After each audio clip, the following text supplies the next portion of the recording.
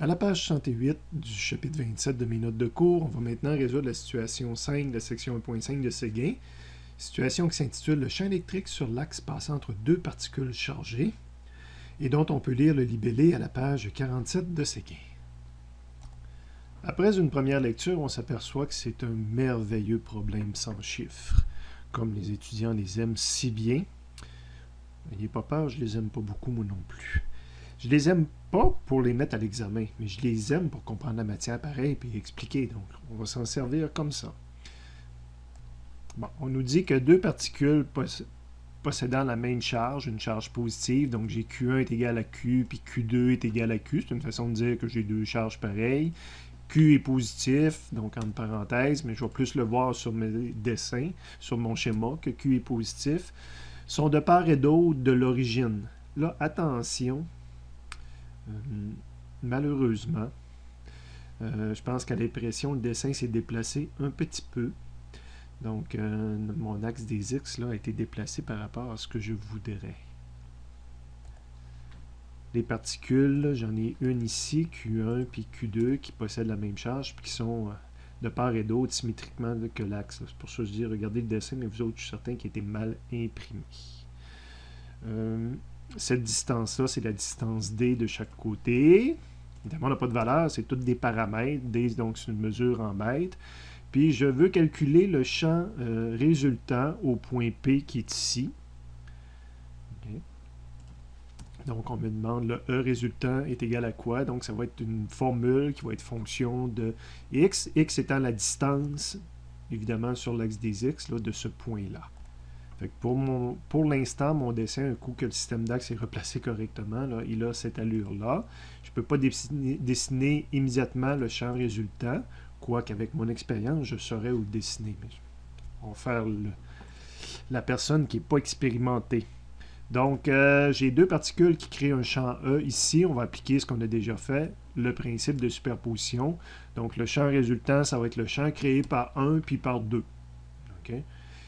Étant donné que je n'ai pas d'autres particules ici, ben, je peux les appeler E1 puis E2. C'est deux particules positives.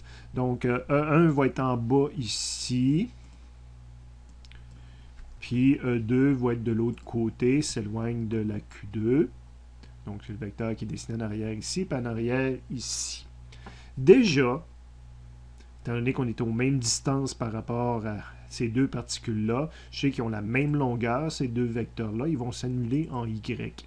Donc, je vous disais tantôt, assez rapidement, je pourrais décider que le résultant va être ici. Mais, si jamais vous avez un prof de physique démoniaque, puis qui veut absolument que vous fassiez une démonstration mathématique qui prouve ces choses-là, en passant, je ne suis pas si démoniaque que ça. Je vous le fais, mais je ne le demanderai jamais en examen. Ce que je vous demande, c'est d'être capable de suivre mon raisonnement.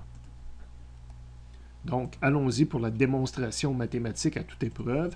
C'est de l'algèbre vectorielle. Il faut que j'additionne un 1 plus un 2. Je le fais un petit peu différemment que je l'ai déjà fait jusqu'à maintenant, dans le sens que je vais faire mon addition en Y puis mon addition en X. C'est ça, faire de l'algèbre vectorielle.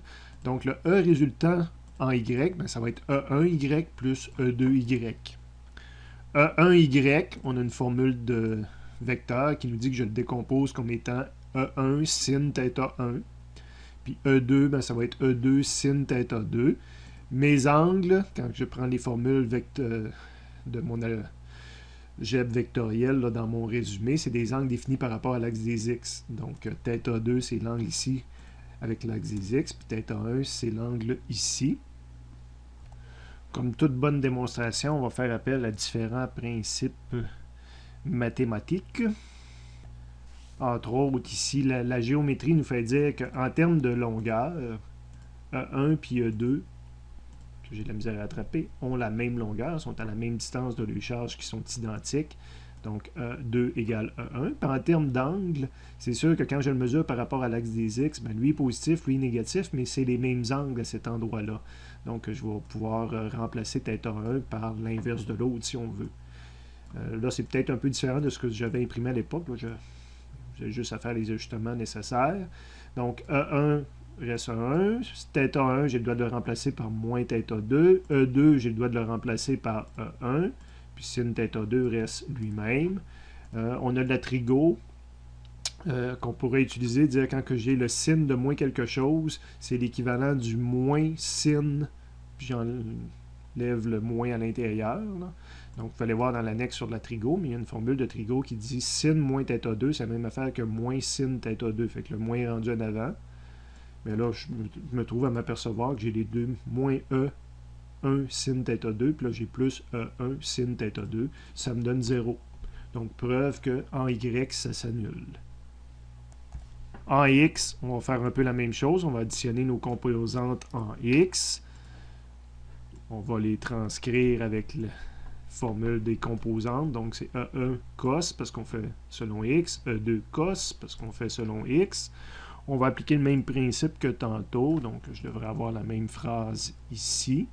Je vais remplacer E1 reste E1. Le cos θ1, je vais pouvoir le remplacer comme tout à l'heure. Donc, θ1 devient moins θ2 comme tout à l'heure. E2 devient E1 comme tout à l'heure. Cos θ2 reste là. Encore une fois, il y a la trigonométrie qui peut nous aider. La formule, c'est la nature paire du cosinus. Donc, E1, le cos de moins quelque chose, c'est la même valeur que le cos lorsqu'on enlève le moins. Donc, cos moins θ2, c'est la même valeur que cos θ2. Donc, je me trouve à m'apercevoir que j'ai écrit deux fois la même chose. Donc, le E résultant en X, ça va être 2E1 cos θ2. Donc, je vais trouver une formule pour E1 basée sur... avant même de trouver une formule pour E1, c'est vrai, j'ai deux composantes, donc je dois recomposer. Quoique quand j'ai une composante qui est égale à 0, recomposer revient à dire que mon module va être égal à la deuxième partie. Là. Je pourrais tout mettre ça en rouge, là, c'est pas très constructif d'avoir écrit ça, mais là, le module, c'est ma composante en x au carré plus ma composante en y au carré. Puis là, j'ai une composante qui est en x, en y qui est à 0. Donc, ça revient à écrire que le module, c'est la racine de E résultant mis au carré. Donc, tout ça disparaît, il me reste juste ça, il me reste juste le même terme que j'ai ici. Donc, évidemment, j'utilise cos θ2 maintenant. Je devrais faire un copier, ne pas le perdre surtout. Et là, je veux vraiment une valeur pour moi E1, comme je le mentionnais tout à l'heure. Donc, on a après calculé des E de particules. C'est KQ divisé par R au carré. Donc, le E1, ça va être K. Mon Q, c'est le Q qui est donné dans le problème. Donc, ici, l'écrire une deuxième fois. Là, quand je dis des fois, je pourrais mettre des choses en rouge qui sont pratiquement inutiles. Mais c'est ma deuxième ligne qui est ici. Donc, je vais pouvoir mettre tout ça dans mon équation tout à l'heure, mais il me reste l'angle que j'aimerais bien le remplacer par quelque chose. Puis là, on va faire la définition du cosinus. Cos θ2, c'est le côté adjacent sur l'hypoténuse. Donc, on va aller voir mes triangles ici. J'ai un triangle rectangle ici. Évidemment, le θ2 que j'ai ici, je peux le reporter de l'autre côté par... angle opposé par le sommet. Par géométrie, ça se retrouve ici aussi. Donc, je vais avoir un triangle rectangle en haut ou en bas. Je prends celui-là que je veux. Le R qu'on a dans notre formule, c'est les distances. Je prends celui-là d'en haut ou d'en bas, c'est le même R. Donc, j'ai un triangle rectangle que je connais deux côtés. Je ne les connais pas, mais je veux dire, c'est justement les paramètres que je veux utiliser. Donc, le X et le D qu'il y a là, c'est un côté du triangle puis l'autre côté du triangle. Donc, adjacent sur hypoténuse. Le côté adjacent à l'angle, c'était mon X, puis le côté opposé à l'angle, l'hypoténuse, parce que là, j'ai pris le cos. L'hypoténuse, c'était le R. Il me reste le X, le R que je n'aime pas. Ben, le R, c'est l'hypoténuse, donc théorème de Pythagore, C au carré est égal à A carré plus B carré. Donc, le R au carré va être égal à un côté du triangle, le x au carré, plus l'autre côté du triangle, le d au carré. Donc, j'arrive à me ramener, j'essaie de tout ramener sur des paramètres qui sont x et d. Petite passe de mathématiques, c'est ça qui arrive souvent dans les démonstrations, une inspiration divine. Je vais mettre tout ça à la 3/2. Donc, je mets mes deux côtés du terme à la 3/2. Si on fait le traitement des exposants ici, ça va me donner R3. Puis l'autre côté, ben, ça va me donner 3/2, c'est l'équivalent de radical sur 5. Et là, des mathématiques, je ramène ces équations-là tous ensemble. Donc, gros traitement mathématique. Mais mon E que je cherche, écrivons-le correctement, c'est E résultat, mais c'est le 2. Le 2 est encore là, multiplié par E1. E1, c'est KQ sur R carré, donc on voit apparaître le KQ ici. Le R carré qu'on a ici va être ici. Pourquoi il est à la 3? Ben, c'est parce que j'ai cos carré. Cos carré fait apparaître X sur R. Donc, j'ai une autre fois le R en bas. Fait que je suis rendu avec un R à la 3 ici.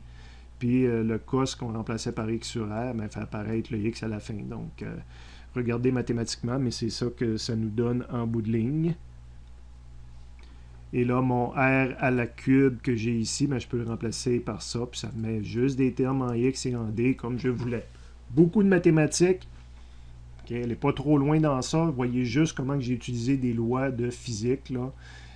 Puis allons pas trop loin dans les mathématiques et les inspirations divines pour trouver les